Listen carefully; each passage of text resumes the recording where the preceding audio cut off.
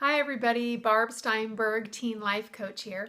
I wanted to talk to you about something that I hear quite often from parents that I work with, and that is how do I get my child to be motivated to do something that she's not motivated to do? So most of the time it has something to do with a messy room, being organized, time management, schoolwork, academics, grades. So I'm going to use schoolwork as our example for today, since that probably is the most popular one. So how can we how do we manage that? Whose job is it anyway to get the schoolwork done? How do we motivate our teens to be more responsible and to care more? How do we get them to be more responsible and accountable, knowing that when they go out into the real world as adults, they're not going to have us there to nag them or coerce them or encourage them. They're going to have to do it on their own. So for most of the parents that I see, when their daughters are not getting their schoolwork done and not turning things in on time and not getting the grades that they feel like they can get or should get, the parents feel angry or frustrated or hurt or embarrassed and feel like their daughter is not really living up to her potential. So many times they've tried different strategies to motivate her. So maybe it's withholding something that she wants, like the phone, or threats or privileges, rewards, restrictions, bribes, punishment, you name it.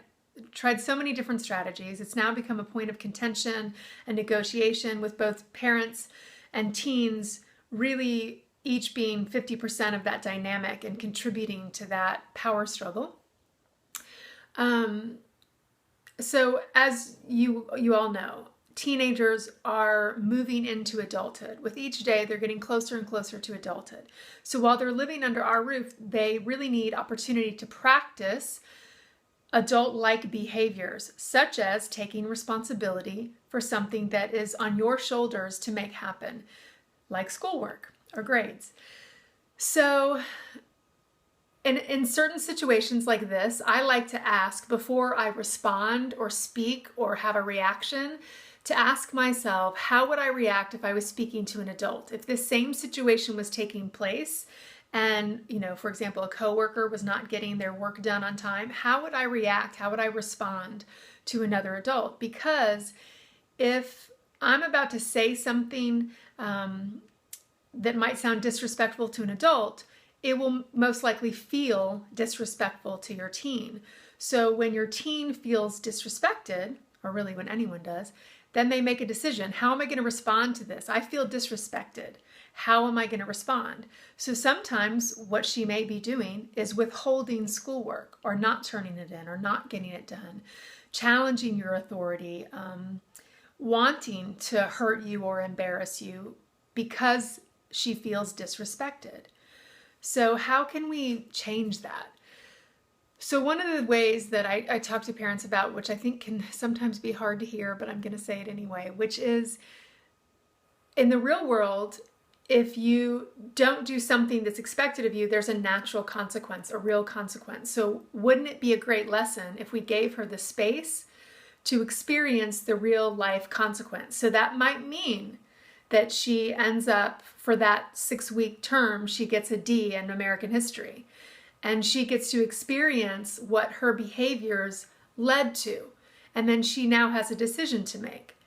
Does that make me feel uncomfortable? Is that something that I want or I don't want? Is it something that I want to change? But that has to come from inside of her, right? We can't motivate other people to be motivated about something that they're not motivated about. If that were the case, then I'd really want someone to motivate me to go to the gym every day and eat kale 3 times a day. I wish that could happen, but so far it hasn't happened. So can we motivate somebody else to be motivated about something that they're not motivated about? No, it has to come from inside. So what we really need to do is to back off and allow them, our daughters, to have that real life consequence. And to not cave when it gets down to the wire and something's due and we're so uncomfortable with the potential outcome that we save her or rescue her or nag her or punish her or something. So we have to be convinced that letting her be in charge of her academic life, trusting that she can find at some point how education is valuable to her, how important it is in her life, what she's willing to do to experience what it is that she wants, i.e. grades. So we have to be convinced that the right way to handle this is to give her the space to do it. So what that means is we need to ask curiosity questions, such as, how would you feel about failing? What does failing mean to you? What is it that you would like in your life? And what do you think that you need to do to get there? So when we ask these questions, we want to withhold our lectures and our opinions. We really just want to listen and have her reflect on her own values. She already knows what you value. She's got to figure out what she values. So by communicating with her that you have faith in her, you believe in her, you're no longer going to interfere and check her grades every other day online. You're not going to nag her. You're going to trust her and believe in her, and you know that she's capable. And you also know that she is capable of asking for help or suggestions or ideas if she needs some for time management or organization or an idea for a project and so on. And you'll be there if she asks, that you trust her to come to you or a teacher or another adult to help her. So now you get to have, or you get to experience being a more hopeful, calm, supportive parent, and your daughter gets to experience you that way. So hopefully that will improve your relationship so that you are no longer the, academic,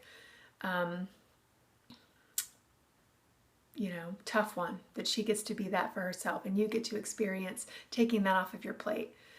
So I hope that you'll give this a try and let me know how it goes. Good luck. Bye.